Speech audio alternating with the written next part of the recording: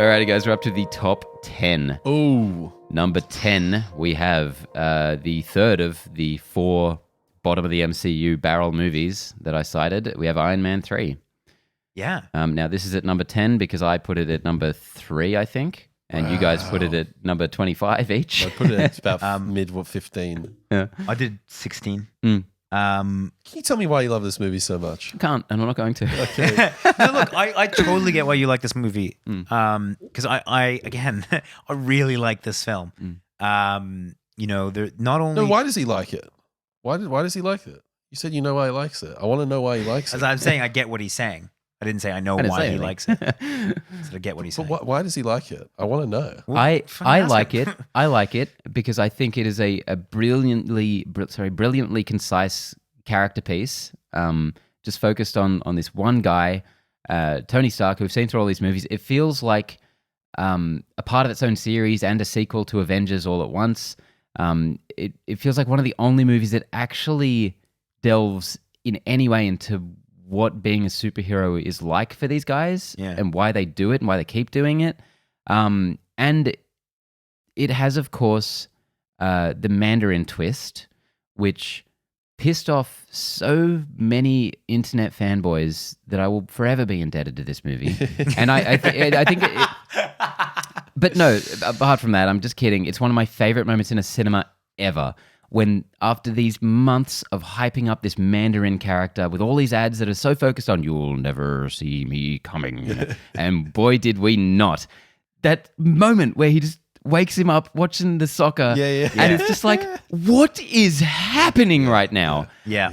And sure enough, all the gripes people have with Aussie's own, what's his name, the actual Mandarin. No. Guy Pearce. Guy Pearce, yeah. Yeah, he's not an amazing villain. The stuff that happened behind the scenes with Maya's character being relegated to just a dead girl sidekick and not the actual villain. Is that Rachel? Well, who's that actor who's in this? I agree. I do not know. Honestly, here's the line that Rebecca sticks Hall. out. Rebecca Hall. Yeah. The line that sticks out on that is when he says like, "I am the Mandarin," and you're like, "Nah, fuck that noise." That is such a piece. Like, I was fine with the Trevor Slattery twist. I was not okay with him saying, it was like they were trying to make a reveal. You're like, I like it because it feels... It is a reveal, isn't it? no, because you knew he was the bad guy. I like it because it feels diluted. It doesn't feel like he's actually the Mandarin or anything. And I like what they've since done with the reveals about the Mandarin. But I just think this movie is nonstop hilarious. I love that it takes him out of the suit for almost all of it. I think that is so bold. I love that it is just a Shane Black movie. Like it's set at Christmas. It's just like a buddy cop movie. It's a blessing and a curse from my perspective. I've with never this understood film. that at all. So many people say, yeah, it's a Shane Black movie, but not an Iron Man movie. I'm like, who cares? Shane Black movies are better than Iron Man movies. I guess from me as after thinking about them in all the Iron Man films, is none of the action is really the strength of the Iron Man films is not in the action. Is what I'm trying to say. And Iron Man 3 continues that. Like, none of the action in Iron Man 3 is that great. I think the final set piece is terrific. You do? Yeah. With I all the really suits? do. I agree. Yeah. Yeah, see, that just felt like When he jumps off and he just gets catched. inanimate Yeah. objects. Like, it was a cool notion. Like, I like the visual of it, but in terms of an action sequence, it just didn't quite work for me. I tell you what, I completely agree with that Mandarin stuff. The best stuff in this is all there. Yeah. But then the little kid and the side adventure in the snow. I like that. I really like Harley. I like their back and forth. Don't know. I think it's never sat well with me, and I've never kind of been like, I want to go on this adventure with Tony Stark. I love this that want he's being taken out of his element, or that he's been taken out of, the kind of the hustle and bustle, and he's just got to like survive in this fucking podunk nowhere town, and you're like, that's a lovely contrast to see Tony Stark. The notion, out in the I middle of think, nowhere. on paper, it's awesome, and I completely understand why you guys like that. But for me, I don't know. It's just never fully clicked. And it makes me a little bit sad because I want to love this movie, and I like it. it's a very interesting one because you have a very standalone opinion, I think, because people really love or hate this movie. Like I said, it is one of the ones that's cited as the worst one in the MCU. Wow. And I there's no version of my rational thinking where I could ever say this is not the best Iron Man movie for me. Like the first one is good, and the second one has all these problems of its own. I'd agree with you. This is the best Iron Man movie. Wow. Yeah, Yeah. I would agree with you. Yeah. Huh. I And love it. that's the way it transpired on my list. It did it, actually. Now, just talking about it now, I feel like I want to put it higher on my list. Yeah. It's weird. Like I really like. I think we were talking about it the other week. How it starts with Eiffel 65. Yeah. That immediately bumps it up 2 spots. Because this was you the know? movie directly after Avengers. This was the start of Phase 2. And I remember when that came up, I'm like, this feels like something different. Yeah. This is cool. Yeah. This is fresh. Yeah. And that opening sequence, the flashback sequence, the relationship between Guy Pearce's character, that was well set up. I love the narration. I love that it continued the trend of Tony creating all of his own villains and other people's villains, as we found out in later movies. Every villain. Every villain. created yeah. like, Thanos. a lot of people cite that as like a negative, and we just talked about Far From Home. One of the biggest things that I heard people complain about, which is, it's just another villain that has come as a result of Tony Stark. But that kind of feels appropriate, right? Like he's meant to have been this guy that's atoning for his sin. Like the whole start of the MCU was about how Tony Stark created his worst enemies, and that is, everything from Obadiah Stane and the 10 Rings or whatever it was, and then Ultron and even if you think about the whole Infinity War saga as a whole, one of the main, I guess, lines that have gone through it is this idea that if you make a statement of power, you are inviting opposition, and essentially this has all been kicked off by Tony Stark inviting opposition. So, I kind of liked that he created the villains and all this. Yeah, Bit of a side. Isn't there a series that explores that notion? Anyway, whatever. Let's not derail this thing. Number 9, and it feels weird to be saying this one so low, but we're in the big leagues now. Captain America: The Winter Soldier. Yeah, this made number 10 on my list. Mm. This is another one that everyone froths on, and I really like it.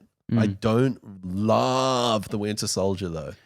And what I really appreciate about it, the movie, what I loved about it is immediately when this film started, I was way more invested in this than the first Captain America. Oh yeah, immediately the interaction with Falcon and Steve Rogers, I'm in this. I'm enjoying this a lot more. Well, the masterstroke this movie pulled is a lot of people were not on my page with the first Avenger. It seemed hokey and cheesy and whatever. Yep. And this movie, the Russos took the character who is well established, regardless of how you felt otherwise, and they put him in the real world. Yep. And they made him a bad ass. Yep. Because this was, and probably is, the best action movie in the MCU. Oh, that first scene or that first fight scene with the actual Winter Soldier, The highway.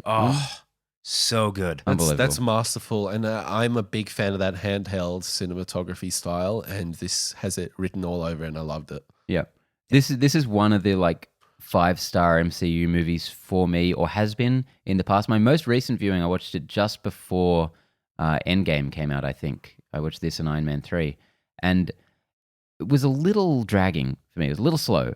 Like Yeah, I agree with that. the espionage plot that everyone likes to cite as, it's a 70s thriller. It's not. It's mostly a superhero movie. Yeah, but And there's stuff with a little dry. the Doctor from Ziegler or whatever Anim his name is. Zola. Zola. That's right. It's cool that the Captain America series has explored that as a theme, and it all kind of hinges back to the 1940s. But I remember so distinctly being in the cinema, kind of going like, "Wow, really? We're going down this path." And in context, and now having that time and see the films fill out, I get that decision. You could probably have done without it though. Was there a different angle they could have explored? Was there something else in there? Who knows? But listen, this is a very, very, very strong MCU entry, and the action in here really is what ticks the box for me.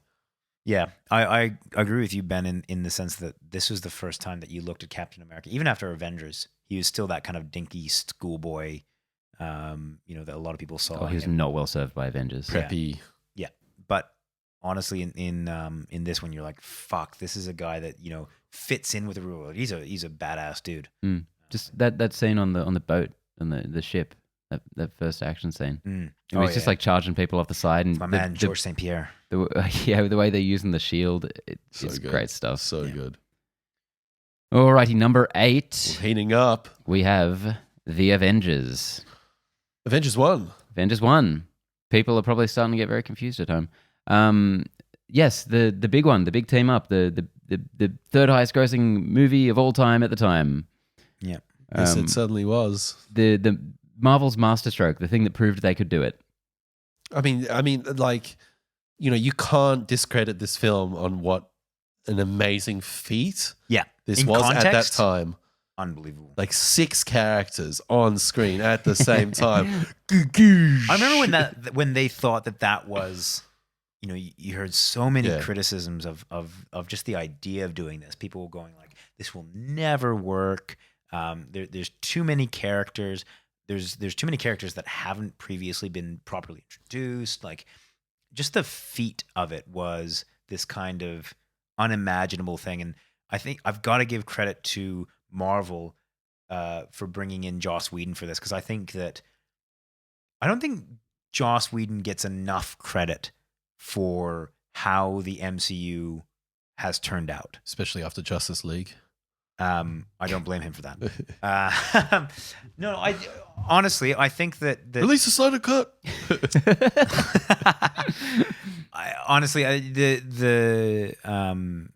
his ability to actually make a followable storyline with that many people, and keep it funny and keep it relevant and all that kind of stuff, I think is just none of the, you know, any of this would have been possible if he hadn't nailed that, and nail it he did. I remember watching that movie the first time, and this is still when we worked at the cinema. I would go into the film during sessions, in particular, The helicarrier. No, at particular times throughout the film, just to see the audience reaction. Oh, yeah. Because there were so many jokes that just landed so well, and like comedic gags, you know, physical comedy that were just on point. That was the strength of this movie, seeing them kind of pull off bringing these franchises together and putting it into one film. I remember the first time I watched it and just having this vague sense of disappointment, I feel. Maybe not initially coming out of it, because I think it ends very strongly or it builds up. I feel like the first hour of this movie is such a drag. It's just like the setting it up, the characters up. Really? I know, just like opening with like Shield and Hawkeye and Loki showing up being No, it's not the greatest distinctly sequence. un-Loki. I still like it though, for whatever reason. And so much like mind control, which is such a lame contrivance. I do not like the plot of this film one bit. I don't think Loki's plan makes any sense, and I don't think they've made any effort to make it make sense retroactively, even though I think you could quite easily. And it's essentially a team up movie. There's no grand theme. There's no like, it's like work together as a team and beat evil. Yeah. Is essentially the crux of this movie. So it's quite simple in a lot of ways, but it's very complex with all the characters it had to deal with. And the dynamics are very well set out. Just like you said, does a great job of illustrating each of these characters' kind of what they want and how they want to execute things and the way they interact with that. I just think he's done it better elsewhere. And just on a basic filmmaking level, I don't think this movie's amazing in a lot of ways. I mean, when was the last time you watched it? Probably when we reviewed it. Yeah, I would say so. A couple of years ago. Yeah, definitely. I think the big New York action sequence at the end is amazing in so many ways. Not the least of which because the entire thing is pretty much CGI, which is very impressive because I think it looks fantastic. But as a good old friend of the podcast, Wally Pfister said, what did he say? It's like one of the worst made blockbusters ever, or something. No, he shat on the sets. So Wally Pfister, Christopher Nolan's former cinematographer, he shat on the sets and he said, they're not shooting a movie; they're shooting to show off the sets. They're not showing off. So he's basically saying they're shoving off the production. They're shoving the production design in your face. Yeah, I don't think it's such a super well shot movie. I mean, Chris Nolan fired him for a reason, right? No. Chris Nolan never fired him. Listen, let's just move on from there. Anyway, I don't want to sound too negative on this movie, but everyone, when people say how amazing a job he did of putting all these characters together, Thor shows up with no explanation. Halfway into the movie, he's just he thunders down from the clouds. Odin conjured up conjured the dark energy, the dark magic. I was like, oh, okay, sorry, I stand corrected. And I it's feel like he did explain that. Thank you very much. yeah, and Steve is so lame in this movie. He's got nothing to work with. A terrible yeah. costume. There's some really good deleted scenes of stuff with him, and I'm so sorry they're not in the final film. Anyway, I'm done being negative on it because I think there's a lot of great stuff about it that you guys can talk about. Well, I think I've already talked about most of it. Yeah, I think I hold this up so high, not necessarily due to the final product, but just its place in the MCU history. It was a great event and a great experience. And I can't tell you, unlike you, man, I was on cloud 9 after coming out of the cinema, and I'll hold on to that memory for a very long time. That's awesome. Yeah.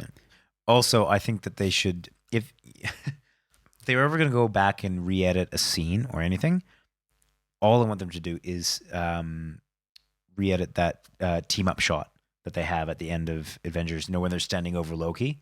That is still, in my mind, one of the most wonky shots I've ever seen in one of these MCU films. Oh, right. I just remember, the Hulk looks bizarre, and in a movie that he looks so good for, I was just like, this is... Compton, Oh, God, that was like, oh, no. Yeah, I don't think Hulk ever looked better than that movie somehow. No, it's just the one scene.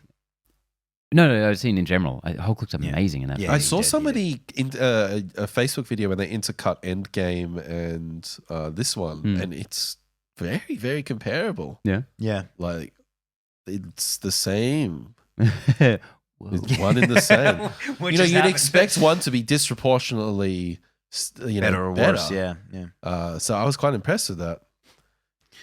Number 7.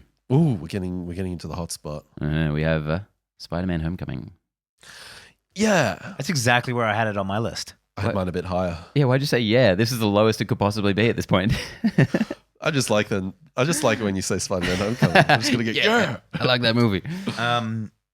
This is such an amazing MCU entry. The villain rocks.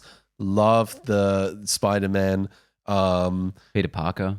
It's just like it with the amount of baggage you had from Amazing Spider-Man and the love I have for the Raimis. This is set up for failure.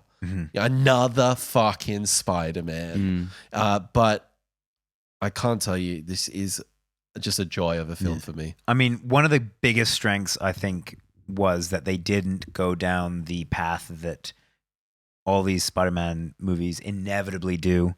Or, I mean, every time you watch, it's something like Batman. Every time you watch a Batman film, they have to show, oh, did you know that his parents are dead? You're like, fuck it, we get it. And this one was like, Aunt May's hot. Yeah. They were just, they really integrated it in well, and they didn't slow down the story with really doing kind of a heavy origin story. Yeah, they did such a deft job of making a new first Spider-Man movie that didn't even occur to me just then, because obviously the first Raimi one does the classic story, and then the first Garfield one does this bizarre, how do we change each and every little aspect of it just a little bit but still have it there? Yeah. And it's such a labor. And then this one comes along and just breezes through, he's already Spider-Man, we've already seen him in one movie. Yeah. But it still somehow feels like just classic Peter Parker, but in a different way than we've seen before. He's the high school age one.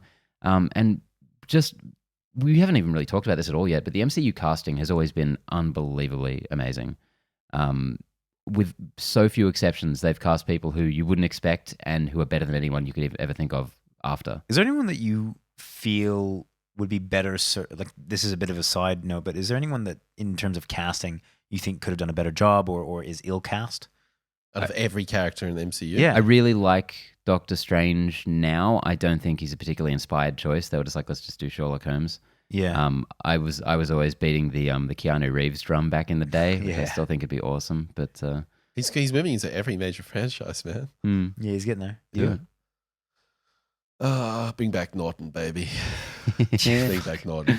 Otherwise, no. I think they're perfect. This is a simultaneously popular and very unpopular opinion, but I still think Brie Larson is a weird choice for that. Yeah, I'm not sold on the character just yet because I don't like that movie too much, and she had such a slim role in Endgame. I'm definitely willing to be bought over by her though. Yeah, and I mean that literally. Disney, some money, please. Send the dollars, Disney. Homecoming, baby. Yeah, I can't tell you how much I love the Vulture. I froth on good. Michael Keaton. That's 50% of why I love this movie so much, I reckon.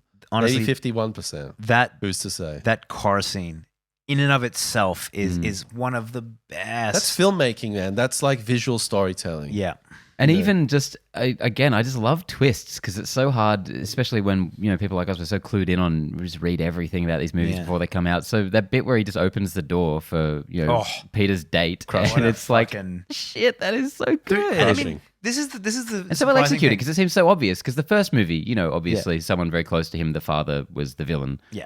The thing I love about these MCU films is when they pull a twist, they do it really well, and they do it without anyone catching on. It's absolutely amazing for some of the most talked about films in the media and all that. Like Trevor Slatter or like the Mandarin, the Vulture. Yeah, because there's like Terminator Dark Fate. That shit's leaking shit left, right, and center, man. Like everyone knows what's going to happen in that movie, and they didn't do that on this. And this is arguably a way bigger film. Yeah, so it's crazy, right? Good on you, Marvel. Also, can I give a shout out to the? It seems to be one of the only films that has ever addressed the web slinging in New York. If you like, just the invisible up to the sky.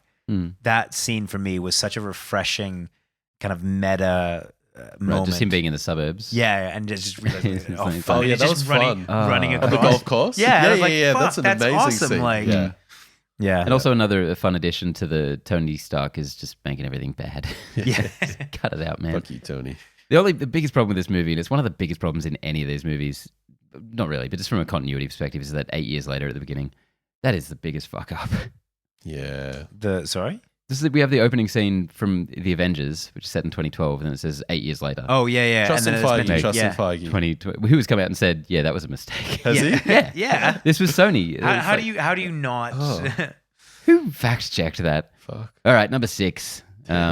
We have one that's been a bit contentious on the podcast throughout the years: Thor Ragnarok. Ragnarok. By leaps and bounds, or at least when we interviewed it. When we reviewed it, I think I was leaps and bounds more positive about this than you guys were. Now, I just want to jump in quickly. Sorry, clarify something. This is not actually number 6. It is tied for number 5. Is it tied? Oh, we have a tie? Tied for number 5, yes. That's incredible. That's top 5, baby. Top 5 with 6 movies, Woo! sort of. So anyway, carry on, Connor. Oh, that's very interesting. Sorry, can I say... Okay, that's interesting. Most of these have been pretty close, by the way. What do you mean most? There are some big leaps here and there. But some, yeah. Anyway, sorry. We were talking about Thor Ragnarok. Yeah, this was wildly popular. Huh? No peeking, George. We're on the last legs. I'm checking mine. Okay. This was wildly popular, and I think that there was... and I was right there on the bandwagon. I really enjoyed this film. I thought that it was incredibly... this felt like a fresh of breath air. So my most recent viewing of this movie was very positive, and I'll jump onto that right after this. But some of my less than enthusiasm towards it came from everyone's reaction of like, hey, they made a good Thor movie. And I was like, fuck all of you. They've already made 2 good Thor movies, you sons of bitches. And then the other end of it was... my first Taika Waititi film was What We Do in the Shadows, which blew me away. I loved it so much. It came out of nowhere. I'm like, what is this? Who is this guy? And then Hunt for the Wilder People came along, of course, and I liked that a lot, but less, which is a bummer. And that was another one of those situations where everyone's like, wow, this guy's great. This is the best thing. This is the best movie of the year. I'm just like, yeah, it's pretty good. And then this came along and kind of had the similar thing. And I was like, but what about all the problems with it? I want to talk about the problems with it. It didn't look great in this part. There was too much CGI. And beyond that, Yeah. the movie felt very conscious of the fact that people would see it as the first good Thor movie because it really seemed to disregard a lot of what had come before. The character definitely changed quite a bit. Yeah. And you looked at that as a fuck you? Not as a fuck you necessarily, but as a change of course that I didn't feel was necessary because I really liked that series up to that point. I would have loved to have gotten a Thor 3 in the vein of Thor 2, which they would never have done, obviously. But I'm really glad they made the change. Yeah, and like I said, watching it again recently, I really did enjoy it. And what I will say for it is I think it does, more so than I used to give it credit for, it really does pay respect to the characters, the pre-existing characters, some of them, in some great ways. Like Loki and Thor are still fantastic. Yeah. And I think it has one of the most. Thor 2 had a really good plot line between Thor and Loki. I think that was really strong, and it was something that I thought that was going to be the pinnacle of their relationship. And to be honest, this one I thought eclipsed that in terms of their interactions. In particular, that elevator scene between them, I thought was probably the most powerful dialogue between them. And some really great growth on the part of Thor. And Loki, yeah. And the best, I felt like, as much as I love Thor 2 and the first one, we're getting a well-rounded Thor here. And I thought I got more... I understood him more as a character. 100%. Maybe that was just because we'd had so many films by that stage. But this film seemed to address that. And I just thought like the imagination and the different... the set design... Korg was a great ingredient here. Hulk as well. Like, this is my number 2. Wow. Oh, wow. So this is like, I really love this. I could put this on any time. So just to dial back to what you were saying before, I completely agree that Thor as a character was so much more well drawn in this movie. There was not much to him in the previous ones. They were always being carried by Loki for me completely. So I do like what they did with him in this. I will kind of mention one of the things that I thought was a bit of a weakness. There's a point kind of in the middle when the Hulk goes back to being Banner. And I thought some of the interactions between Banner and Thor were a bit... They didn't quite feel as solid. Improvised? Exactly. It felt like they'd each had a couple of drinks on set and they were like, yeah, it's just a Marvel movie. Let's just have it for... Yeah, which is both, I think, that it's a really... It worked in other parts of the film, but I don't know what it was about those particular scenes. It felt particularly improvised, and I didn't... That was the only part that I was kind of like a bit... and it's very charming. Like that Avengers scene is on its own one of the funniest things in any of these movies. Yeah. But when we're talking about a movie where everyone Thor knows and loves is being slaughtered and his whole planet gets blown up, I don't feel like there's a lot of weight to this movie, which really bothers me for a franchise that I like so much. Yeah. But once you come to terms with that, it makes sense. But I do remember at the beginning of this is Ragnarok. This is the end of the world shit. Like, and then he's in the cave with the dragon, and it's kind of fun. Yeah. And it didn't feel like the other Thors. I was like, okay, this is interesting. This is different. So I liked it when it opened with that stuff. That opening scene that with set the Surtur tone and everything for me. Yeah. From the whole of the rest of the movie. As a I really movie, enjoyed that, I but- totally get what you mean in terms of like, I feel like that it is missing some weight to it. And I think it's really disjointed as well, because I think I love that opening, and then Thor gets sent off to wherever, and all of the rest of this stuff is happening on Asgard, and it's not connected to anything else, and it's just not all like compelling. Yeah. And some of the CGI is unbelievable. That Hela scene where she takes on that whole army is just daggers are flying everywhere, and Kate Blanchett's head's floating around in the middle of the screen. Oh boy, That's awesome. I don't know. I love the design of her in Bring general. it But on. There's a couple of scenes that were a bit wonky. I found her head to be incredibly distracting. I could never. It's always somewhere on the screen, but not exactly where it should be. and I also found that scene of the cliff, which I thought in the characters at least was a fairly powerful scene. Yes. But it was so distracting by the fact that like it looked so bad. Especially since you knew, because they showed in the trailers that it was set in New York initially. Yeah, so you just knew they'd already just like painted over it. It's like, man, that for me was this is annoying. incredibly you guys distracting. Calm the and- fuck down. All right. It's No, just so fuck distracting. that noise. Like that is not acceptable. No, when you're making movies with this much money, it should Just just the be entertainment better. of that movie and like the heart of it I agree. really makes it really wins me over. It's interesting. This is number 14 in your list, Benny. Yeah, and it would have been a lot lower a year ago. Oh, 100%. Made but number 6 for me, so it was definitely top 10. But yeah, and like I said, I really enjoyed it in the last viewing. There's just movies that I have a much longer and stronger relationship with. I just feel like this has got by far, like some of these MCU movies, like in this middle patch, sort of 11 to 17, they can get quite vanilla in a way. yeah, There's a set criteria for a Marvel film. Boom, boom, boom. Tick the box, and there you go. And Ragnarok doesn't do that, and I appreciate that. And I think it's had a massive influence on Phase 4. So we'll see, but it's kind of like a game changer, I feel, for the MCU. yep. Something that really helped this movie a lot for me was Thor's arc in Infinity War, which added some weight to what I thought didn't have any. Yeah, I'd agree with I that. get what you mean, yeah. And I don't think that's like a good excuse for this movie to feel so light with what it's dealing with. But I really love that they readdressed it. I absolutely love it. And it makes this work a lot better for me. So joint number 5. Number 5. So we're in the top 5, gentlemen. Still, the second number 5. Yeah, I tied for suppose, number 5. We have Ant-Man. Boo earns. You want us to be number 1? Earns. What, Number 5. Did you have this as number 1? No. No, I had Number this as 3. Number 3. No. Hey, this is higher than this is going to be on any other. Everyone any other who doesn't MCU like this list. movie, you're wrong. Yeah. And Sorry to tell you, this is breaking news, people. This movie is goddamn great. I had this around 5 or so, I think. I had 9. Mm. Just again because there's other films that I would rather. I've looked put at your on now. top 5. Yeah, it makes sense. Seems That's about pretty right. standard. It's very standard. Probably the most standard you can get. Number 4 is probably not. I am a robot. So I Before first what- saw what- this film. Conform. I first saw this film. Hey guys, we're nearly through this. Come on. I first saw this film at a George, premiere Fucking sort event. yourself out. At a premiere event on an IMAX screen, and I remember being not that impressed.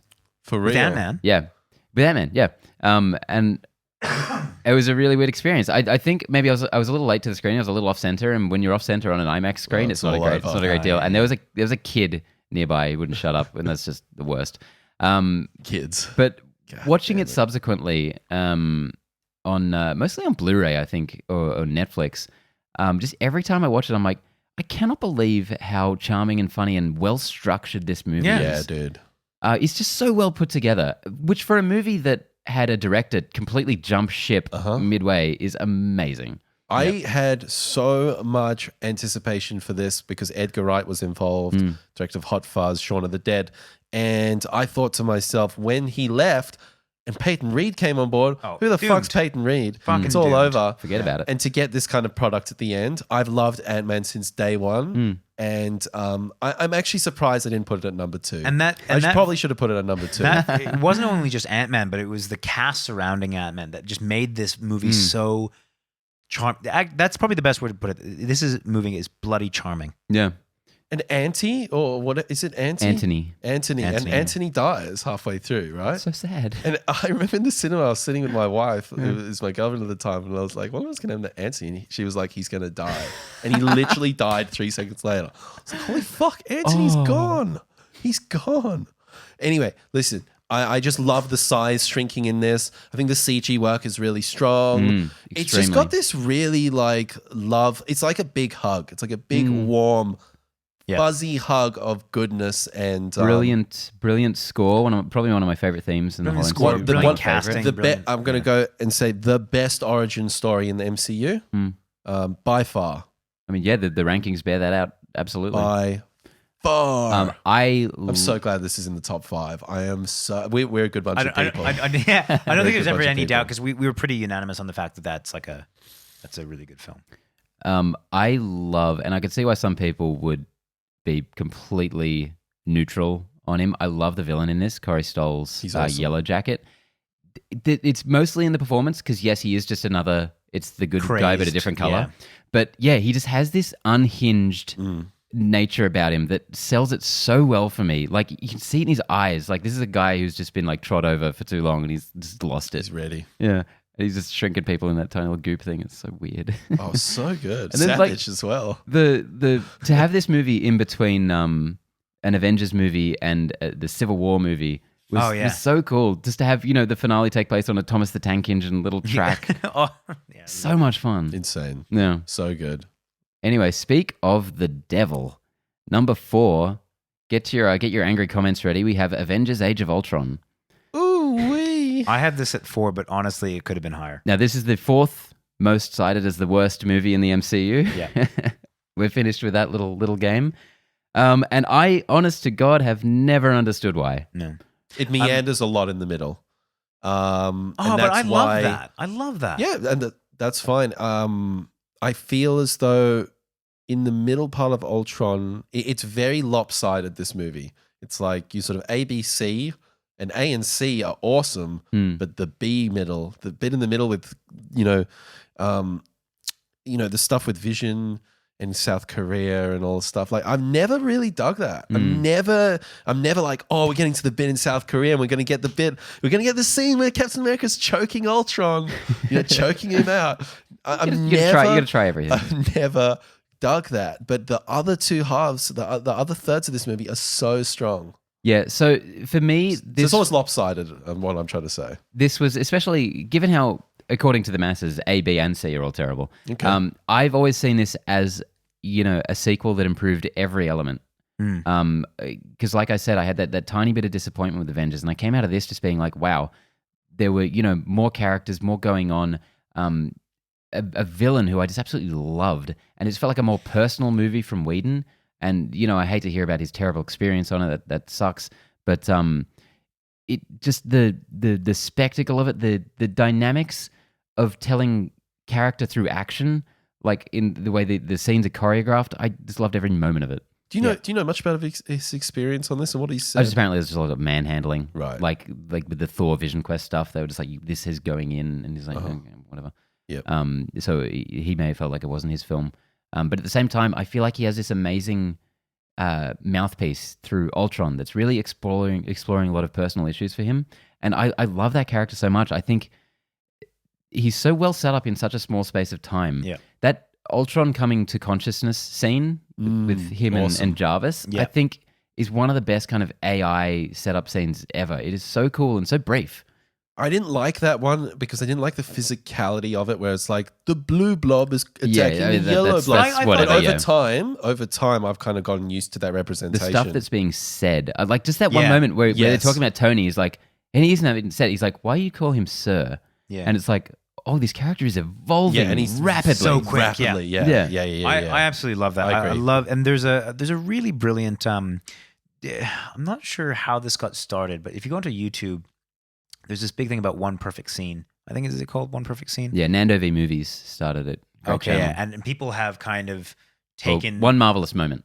That's it. Sorry, that's it. And people have taken this and they pick a scene out of the MCU and they explain why this is the perfect scene. And Nando himself did the party scene. Is that what you're talking about? No, I mean, the after party? Someone did one on the final scene between Jarvis and Vision and Ultron. Vision and Ultron. Yeah. And that, for me, like, that scene floored me from day one. A thing isn't beautiful because it lasts. Yeah. I think you missed that. It's got some of the best dialogue in the MCU, bar none. Yes, 100%. It's. I would say it is the best, like, one-on-one back and forth out of all of them. And such a beautiful. One of the things that makes it so great is that it is finishing on two characters that have been introduced in one film. So it's not these existing characters having, these are new characters. And one of them like 20 minutes ago. Exactly. One of them really new. And I think that is kind of spectacular in a sort of way. It was this kind of almost passing of the torch from Ultron and to Vision as the kind of the better version of. And something that sells it so well, and I think is just an amazing tiny little moment that I just came out of nowhere for me, is just when Vision picks up the hammer. I'm like, oh, that was set up so clearly. Yeah. And there it is. And it's just a jaw-dropping moment, I feel. Everyone goes silent. It's so good. But it was interesting that you mentioned Whedon's response to this. I'll see if I can find the video again that analyzed that particular scene. But they also linked it back to kind of using that as a mouthpiece for Joss talking about the experience of this and coming to a close and bringing in new beginnings. So it was kind of this, they might have been looking a little bit into it, but it was a beautiful through line of him saying, I'm coming to a close and the Russo brothers are effectively going to take this in a different direction from here on in. And I think that was beautiful. So yeah, I highly, highly rate this film. And I'm exactly with you guys. I don't understand why people are so negative about this film. I understand a little bit. Yeah, George gets the B. Yeah, but it's number 8 on my list, so it's a favorite for Still sure. Pretty good. All right, number 3. Only like a few points above the last 3 movies is Avengers Endgame. Endgame. Yes. Wow, this was number 3. 6 on my list. This was like in the teens for me, I think. Really? Yeah. I had this as number 2. Number 2? Yeah. Number 2 in the MCU? Yeah. Really? 12 for me. For me, this film, I very much see Infinity War and Endgame as the same entity. They're two distinctly different films, but I really, I kind of, in my head, they are one. If See, that I makes could any watch sense. Endgame without watching Infinity War before, and I could watch Infinity War without going on to watch Endgame, I feel. Yeah, they're very different Like to they're me. quite like I understand what you mean, like they're encompassing the same story, but tonally and execution wise, they feel so distinct That's what I from mean. each other. They are very distinctively different films, but very clearly they are A and B, if you know what I mean. Like in terms of on Infinity paper, War would not work without Endgame. of right? course. And Endgame would not work without But I don't Infinity think War. you can. I still think you can watch Infinity War and be completely satisfied and just leave Endgame for 6 months down the track.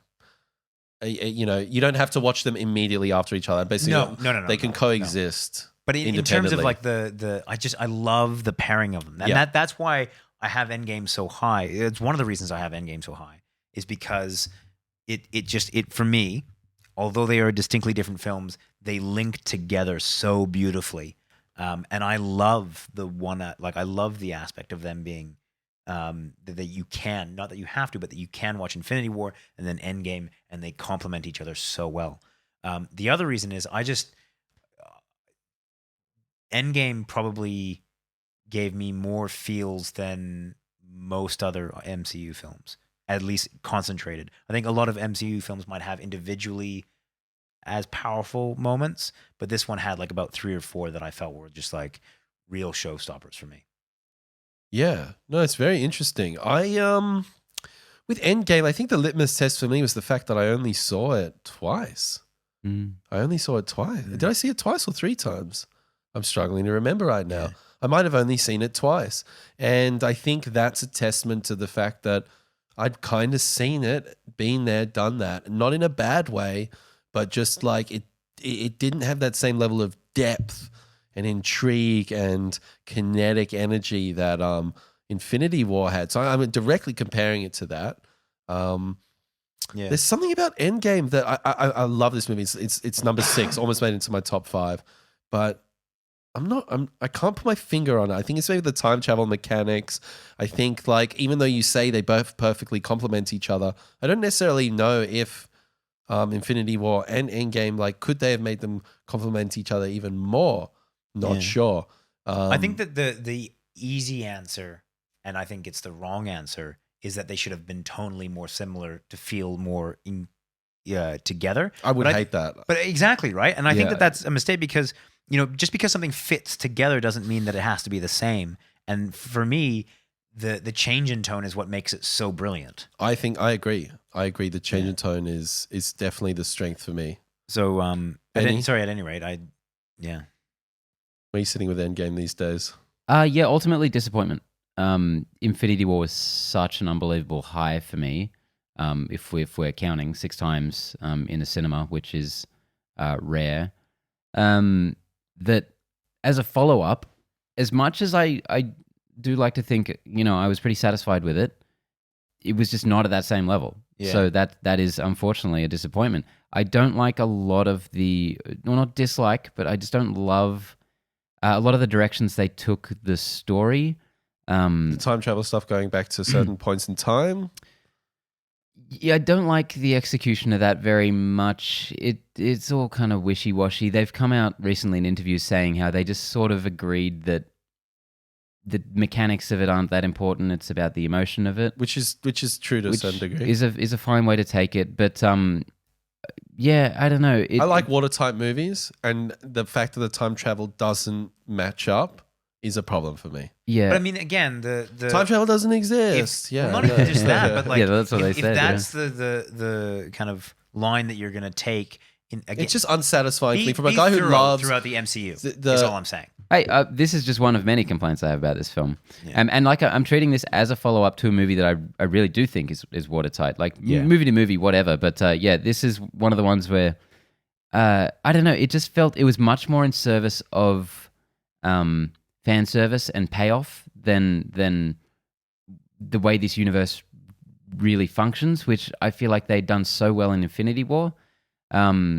and there was stuff like Tony and Steve. The way they addressed the Civil War schism was just nothing. It was there. Was a little something it was there. there. It was a little something there, and it was very brief. And I don't hate it, but it's just there's not much to it, and we're never going to get anything else from it.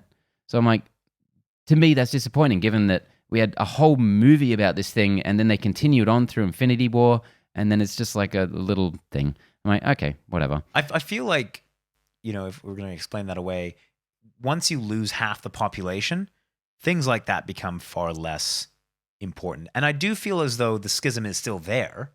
Like I don't think it's entirely fair to say that it was just like briefly mentioned in terms. I think there's still lingering feelings, largely because he just goes off at him after they lose.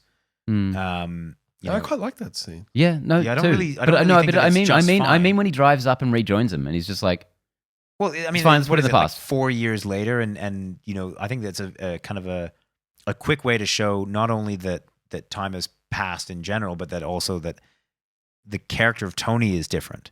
yeah, And I have absolutely no problems with that. yeah, and I really don't love it. Also, I don't like. It's something about it doesn't sit with me. Just the, 5 years pass, then Hulk brings everyone back. I don't know. I just don't love it. In a time travel I mean, movie, the first time they get through the snap, just when they bring everyone back, right? I'm just like, that feels like a universe-breaking event. And I don't think it's something that's ever going to be acknowledged beyond what we got in Homecoming. I mean, Far From Home, which I really liked. It won't be because it was funny and it was amusing. Yeah. But it was like, this is the biggest thing to have ever happened in the history of the universe, and we've had 5 minutes dedicated to it. I feel like if you're doing a movie about time travel anyway, they may as well have just undone it, like just gone back in time. I actually really like that they didn't undo it. I would like that as well because I like consequences, but the MCU is so terrible at consequences. I think I do think part of that is wanting your cake and eating it too, in the sense that they only have so much runtime and they can only address so many things. Oh, you say that, but this is the MCU. They're making 3 movies a year. They can do whatever they It's want. a 3-hour movie. They could have, like, you pick and choose your battles. You can. Well, pull that's some my of that. point. Like, I mean, it's already a 3-hour movie, and you want to add. So- what so are the- You have to substitute. yeah, and I don't know. Personally, I don't know what I would have substituted. And more of this movie was about giving the MCU a victory lap than about the areas I would have liked to focus on. But So- that's in a way part of the deal. Being Yeah. the last of 23 movies, it's kind of going to be. It's kind of It gone. don't to have- that. it kinda has to be It wasn't. Oh, okay. So what was not that? The last It of was 22 it was- movies. yeah, at the time. yeah. It kind of, in a way, like by default, it had to do that. But I understand what you're saying. You Like, say it had to. I don't think it had to. I agree. I understand the reason they did. Listen, they had to, whether it be like even just them at the last funeral scene going across each character, they had to do some kind of like a summarization or some acknowledgement of the whole breadth of this universe. And yes, we have the final sequence and every fucker that you've ever seen under the sun arrives. Awesome. Love it.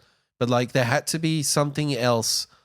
I to make this a successful dovetail to the whole Infinity Saga. Oh, sorry, a bookend, I should say, not dovetail. It had to do something similar to what they did. Maybe a little less in your face, but I understand like where their headspace was at. Yeah. In doing those It just felt scenes. It just felt a little too believing its own hype to me, which I really don't like. It's like what I was saying with Guardians We 2. talked about this in our review. Is if anyone deserves to believe in their own hype, No, I completely it's disagree the with that. MCU. I completely disagree with that because, look, the fact that they've gotten 40 of the most famous people in the world who only mostly are famous because of these movies to be in the same movie, wow, congratulations. That's fantastic. You aligned a lot of schedules to do that. The MCU is an amazing achievement in a lot of ways. It's not that crazy. Like, when I was watching Apocalypse Now the other day, I'm like, that is an achievement in film. Putting that together and surviving, that is insane. That is crazy. I'm getting a lot of flack for this. But Yeah, I don't I'm not sure. seriously, I agree with this what is you're Disney. saying. This is the biggest corporation in the world making very expensive movies. That's fantastic. And they're better than most of these other expensive movies. That's great. But this movie, you know, the end credits where it's doing that new theme and showing like the pictures and their signatures and everything. I'm like, all right, great, cool. That's amazing. You've made 4 Avengers movies. This is the most cynical I've ever heard you talk about this movie. I love this it. Is like MIB4. It's just like, I don't know, everyone, it just feels like everyone's suddenly drinking the Kool-Aid. Like most of these movies come out and half of them people hate straight away anyway. So, and all of a sudden it's like, this is the biggest thing that's ever happened. All of these have been great. I'm like, you're kind of rewriting history here, people. I don't know. These are just some of my complicated stream of consciousness thoughts on this movie. I have a lot of really positive things to say about it as well. You can go check out a review. For a completely different opinion from Ben. Like, I mean, stark 180. Yeah. That's what happens over time. Yeah. I don't want to kind of put words in your mouth, but I feel like that's maybe a countercultural opinion. Not at all. Yeah, see, I think that. Can I put it in my most simplest terms regarding these 2 movies that you said are such of a piece? Infinity War, and I've said this before on the pod. Infinity War felt like such a natural, functioning part of this universe where everything was happening for a story, and for a reason. And this felt more contrived. This one felt like, how do we construct a satisfying, audience-pleasing ending to all this, which is obviously what they were aiming to do. And they'll go back to Tony Stark's place and they'll see this. Yeah, and there's one thing. What is there? There's one bit where Tony Stark parrots a line. That's it. He says, and you said we'd do that together too. I'm like, really? Tony Stark remembers him saying that 8 years ago? This dickhead he doesn't even like. I hate when they quote their own movies. It makes it feel like nothing happens in between these movies. Like these people don't have functioning lives. That feels super nitpicky. No, but that's what really takes me out, because it happens a lot in this movie. This movie referencing other MCU movies. But that's the point of this movie. Yeah, and I don't like that point. I think that's a terrible point. Well, how would have you rather had it end? I would have liked just something more like Infinity War. Not but I mean, tonally. I like that it's different. I like that it's different. Like, I understand what you're saying, but the whole point of Infinity War is that they lost. And like there you can't just have, you know, the starkness of Infinity War, the kind of the gasping moment of Infinity War, which is, I agree. Infinity War, I think, is a better movie than Endgame. But you know, the way that Infinity War is set out, you can't have a follow-up to that is going to feel the same as Infinity War. It is because Infinity War is so stark, there's almost a necessity for Endgame to be contrived. Because how else do you do that? Because if it feels, the reason it feels so lived in is because it's bleak. They lose at the end, and you're like, that happens in real life, and it doesn't feel like the normal, you know, spectacular thing that happens in movies. But no, I'm just saying there's a lot less fan service. If the finale to this entire Infinity War saga or Infinity Saga was for them to lose, you'd walk out of that and be like, well, yeah, it feels real, but also fuck that's what that. he's saying. He's not saying. I know, but he's not saying I'm just saying the like, plot. He's saying more in the feel, I think, and the representation. I don't think that could have been achieved. And anyway, again, to put it to bed, you said it yourself. You think Infinity War is a better movie. That's where I am too. Yeah, but I think probably maybe a little more drastically than you. Yeah, and to me that makes it unfortunately a big disappointment. Yeah, and I'm almost like I'm sitting in between you guys. Literally. And I'm in between you guys in the list and in bed as well. Yeah. Hey, what's up? What's up? But like, I see both of your arguments. Let's all be friends. Everything's going to be okay. But I think like I'm curious about how much you consider them part of the same because of how different they feel to me. And I'm interested in how, Benny, you feel they're like so drastically different from each other that you almost don't even associate them in a way. I'll give you a perfect analogy. Does peanut butter taste anything like jelly or jam? Yeah. That fucking put a fucking that derailed your shit. No, because you're lying. Because you're obviously lying. They don't taste anything like it. feel like but- I see where you might be going with this, and I've never had a peanut butter jelly sandwich because that's, I don't know, a very American thing. Oh, okay. You've missed out. It's good shit. Just And think of two the things idea that work really so- puts yeah. me off. Just think about two things that work really well together, but are individually different that you would like associate with each other. I don't know. That was the analogy that came to mind. Nothing else is really reaching out. But the point is, I'm that sorry. just because something is different doesn't mean I'm that it sorry doesn't if I feel a compared piece. Endgame too much to Infinity War on its own merits. I have a lot of problems with it. That's where I'm coming. But that's not at. that's not my issue necessarily. But that's what I'm saying. This is why I'm ranking it where I ranked it. Yeah, that's fine. Because That's fine. this That's why movie, I ranked it where I ranked it. there's a lot of parts upon rewatching it where I just kind of want it to move along because I don't think it's all gold. And my top 10 of these Marvel movies, every one of them, I'm pretty much every moment very happy. Yeah, that's fair. Yeah, so that's why it doesn't kind of make it up there. Any final thoughts? You barely had a say on Endgame. I'm happy just listening. And now I know what it's like to be a viewer. What a great institution this is. Here's a donation.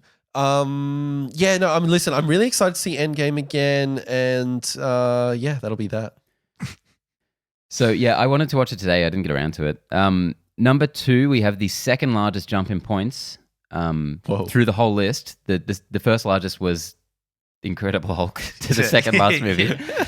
So we have number 2, Captain America: Civil War. Yep. Nice. This was number 4 for me. Oh, Mhm. really? This is number 1 for me. Number 1. Yeah. Okay. Yeah, that's interesting.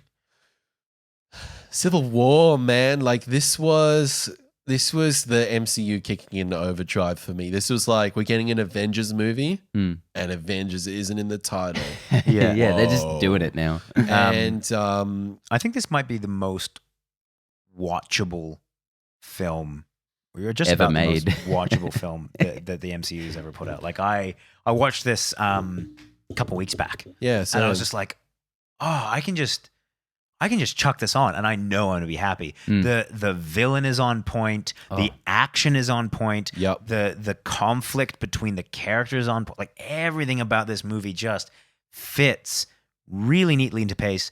Apart from the love interest story thing, that's kind of hot. that's a weird fucking. Even I mean, Begging Carter. even before they retconned the weird stuff in Endgame. Yeah. Even before that, it was a bit, I don't know about It was this. sandwiched in there, wasn't it? People joke about this, and I really want to give everyone at Marvel more credit, but it really does feel like, Cap, he feels a little gay, like with his Bucky and everything. Like, he's really got to get a girl in there, Oh, and it's like, shit. oh yeah, how about he just kisses this girl in this one scene for no reason whatsoever? It's For no like, reason. that'll do. And also, the That'll girl do, that Pete. they That'll do. made, his original crush's niece. I'm like, that should have been Thought out. Like that should have been the fucking, even if they didn't have the Endgame end in mind, that alone should have been enough for them to be like, that's just a little bit weird. Let's not do that. I think you're right, man. On that whole like no homo Cap. Yeah. Like let's get him a girl. But he And it's like- already it's what- had it's like- that with Scarlett Johansson, Black Widow.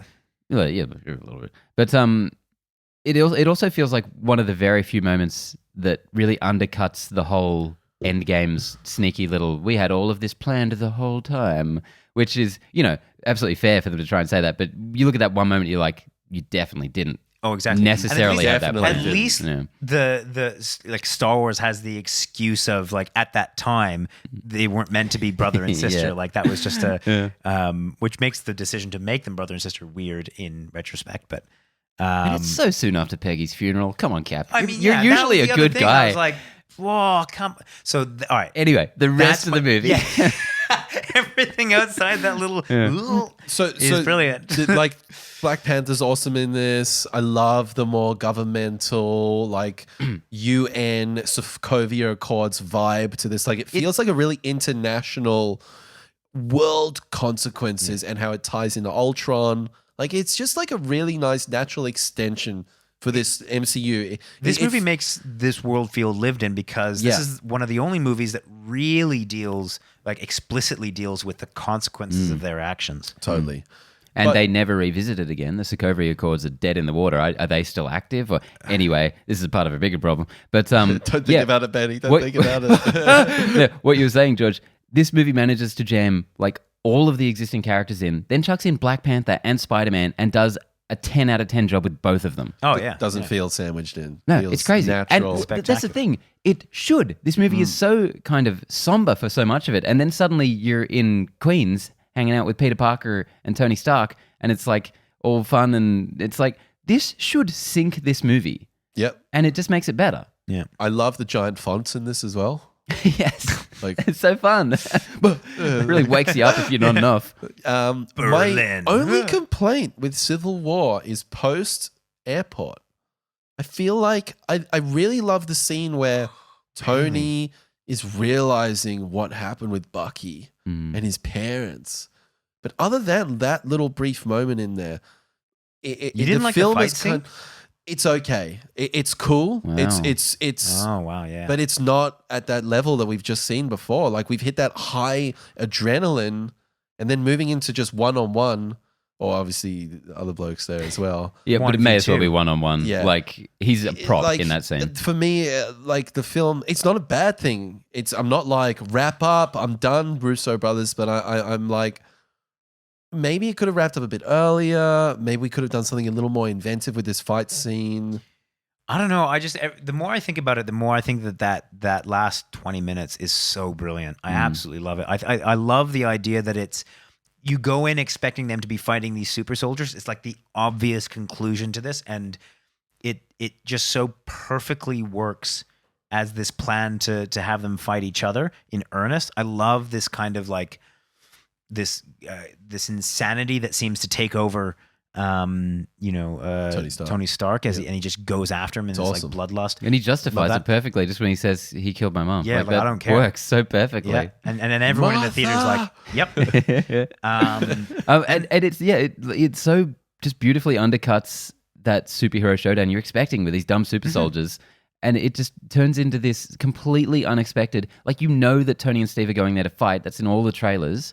But then, like we said with the best twists in the MCU, it just suddenly becomes about something completely different. Yeah. That somehow you didn't see coming, even though they show that scene so many times in the movie of Bucky taking out that car. I love that. It's a great structural piece. It's also set up. They jam in this whole buff, augmented reality thing to just give a bit of backstory that at the time, certainly to me, I wasn't even like, why is that in there? Yeah. Why is any of that happening? Maybe they're setting up a Spider-Man movie 5 years from now. But this movie just moment to moment is endlessly watchable. 6 times in the cinema, same as Infinity War. I've never come close to that with any other movie ever. I just think this movie, I don't understand how it works as well as it does. Yeah, it is just an absolutely killer movie. Number 4 on my list. Love watching it. Probably the most watched Blu-ray out of all these films for me. Yeah. This was number 3 for me, just because of the reasons that I mentioned before with Endgame. But this movie is so watchable for me, and everyone often cites Killmonger as the best villain, and I think that's a massive disservice to whatever his name is. Zemo, yeah. Zemo, he does not get any credit. And by far, I think the best villain. I think he's amazing with what little he has. Yeah. In terms of screen time, he's so brilliant. Yeah. I guess it's time to announce number 1, which, if you're not paying attention, maybe somehow you don't know what it is. Yeah. But almost unanimously, you guys both had it at number 1. I had it at number 2. Yeah. Is Avengers: Infinity War. IW baby. Yeah. I mean, I think we're probably all on the same page. Like, I mean, obviously Endgame had some pretty stark differences in how we felt about it, but Infinity War, I feel like we're probably all on the same page. That was spectacular. I don't think you can do it much better than that. The bar's been set so high there. It's just got this kinetic. You're running this gauntlet with these characters, and like the pressure is on. And I love those. I love a good thriller, and I feel like this has a ticking time. It's like a time bomb on it, and I really, that element of the film, just purely on that, really appeals to me. And it's got this cascading snowball effect, and it's just comes to an amazing conclusion. And I remember being in the cinema just being like, what in the fuck? I have to wait a year for the next one? Yeah. It was it's an unparalleled cinematic experience. Honestly, this movie did a really good job of just introducing a level of consequence for the actual Avengers. We talked about the Civil War consequences of like what happens around them, but there was actual stakes in this. It made this world feel as though there was a sense of reality, like death meant something, and they did such a good job with. I think they did a good job with all the characters, but in particular, Thor and this is obviously Brolin's film as Thanos. I mean that both those characters I think are highlights in this. Yeah, they took a movie starring more characters than we'd ever seen in a movie, like established characters from other movies. They had a plot that doesn't take a second to breathe from the get-go. It's just scene after scene going back and forth between all these characters. They make the villain ostensibly the protagonist, driving all of the action. And it is simultaneously one of the most dramatic and one of the most funny movies out of all of these. It's another one. It's crazy. like Civil War. It doesn't make any sense. It jams packs so much stuff into such a, well, it's not a small runtime, but like compared to what it's trying to do. I mean, Endgame had the advantage of having half the characters killed. Yeah, so, exactly. So they There's could a lot less on their plate. Not have to juggle that many characters. This one did just an absolutely spectacular job. Oddly enough, from memory, I feel like this maybe in terms of the pacing kind of slowed down a little bit in the middle, whereas Endgame, I didn't quite feel that same slowdown. But in terms of not everything else was just so excellently done that I don't have any issue in putting this as my number one. Yeah, I mean, as a comic book film, is there anything more you want? Like, isn't this comic book films essentially like, when we stripping it back to comic books, all these different characters intersecting across these pages in multiple issues. I mean, that's basically what we got here. Got the culmination of, 21 issues of a comic book, and here's the next trade edition, and we're going to get all these characters. I don't know, man. I just think it's, it's easy. It looks so effortless. I know, like even writing a song, man, which is completely different to this. It can be so arduous, and the creative process can be so hard. And then just to see how effortless this feels, it's pretty incredible, man. Yeah. Like the amount of people working on this film, it's just unbelievably impressive. And the other thing I'll say is Thanos, I think, looks significantly better in this than Endgame. Maybe significantly is a strong word, It's but a very strong word. I think he does look better in Infinity War. I think he's certainly got a lot more screen time. Yep. In Infinity War. Like in his hut in Endgame, he just doesn't look as good. There was that scene in Endgame that I think we all talked about in our review of it, which we were all a bit like, that feels like something that was added. Yeah, it feels like they might have been stretching themselves a little thinner in Endgame. There's like even more moving parts in that one, just with that final insane sequence. Yeah. This Infinity War is like pretty flawless. How come Civil War beats out Infinity War? I'm not even sure, and this could change day to day, honestly, because they're both on that just like god tier for me. If I'd known where you guys had put yours before I made my list, maybe I would have just done it just so we'd all be on the same page for the top and bottom of the list. But they're just both are really those crazy, perfectly rewatchable, amazing character dynamic movies. Honestly, I can't fault you for putting Civil War on the top there because, as I said, it's such a watchable movie. The way that I had my top three was Infinity, Endgame, and then Civil. And again, Endgame was there because I feel like it's such a, this is my opinion, but it's such a companion piece to Infinity War. It's good to have them together. Yeah. Just a final thing about our rankings. I'm just looking at all our lists now, and I think what's interesting is that my list, I've got just talking about the top five, just purely top five positions. My list has Ant-Man, Spider-Man Homecoming, and Thor Ragnarok in there, and only two of sort of ensemble films, Civil War, Infinity War. Connor, you've got Infinity War, Endgame, Civil War, Age of Ultron, Avengers. Those are all basically team-up movies, which is quite interesting. Those are all Avengers films, yeah. It's quite interesting. And then you, Benny, you've got Civil War, Infinity War, and Age of Ultron in your top five with Iron Man 3 and Captain America 1 rounding it out.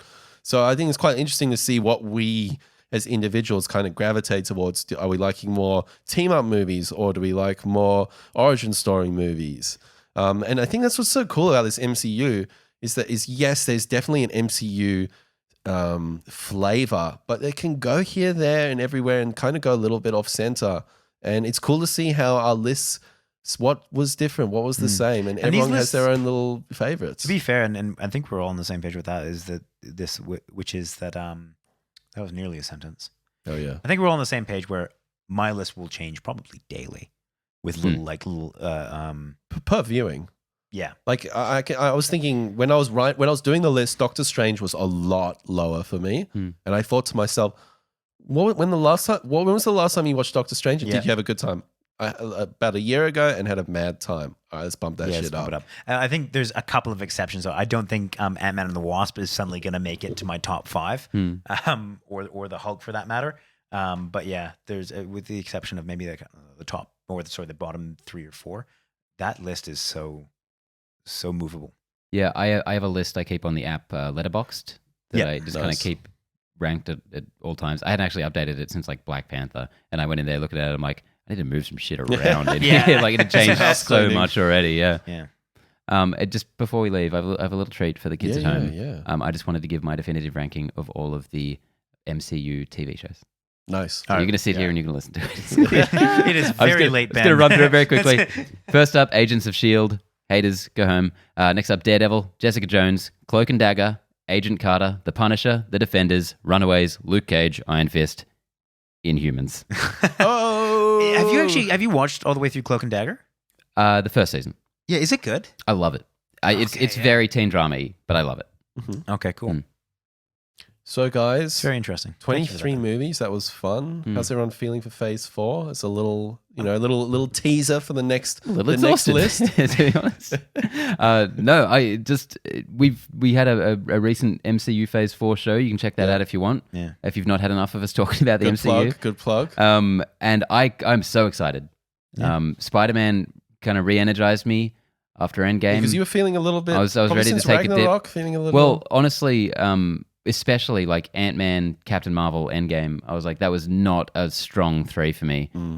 So I was a little bit down. But then that Comic-Con announcement came, and I'm like, I'm so excited for all of this. I love the direction they're taking. They always this. get you. They got you in the marketing. They're like, guess what we're gonna do? And you're like, okay. Blade, eh? Yeah. You got me, Mr. Feige. You win this round. How about you, man? Yeah, I'm excited. Yeah, I think that faith in Feige. That's it. The Lord and Savior Feige. And folks, we will be here to cover it all. Don't you worry. What did you think about our list? Did we get it right? Did we get it wrong? Drop your list in the comments. We want to hear back from you guys. We love talking and keeping the conversation going. And we'll be back for our weekly show next week where we cover news, trailers of the week. And Connor won't be here because he'll be jet setting off to Canada. So have fun with your weed and hockey and... Is that all you know about Canada? Poutine. Scott Pilgrim. Jim Carrey. Good. Excellent. Yes. That's all Canada is. You've done it. Have a good time, bro. You will do. Have a good time in Sydney, man. Probably won't. I'll see you there. Yeah. See you.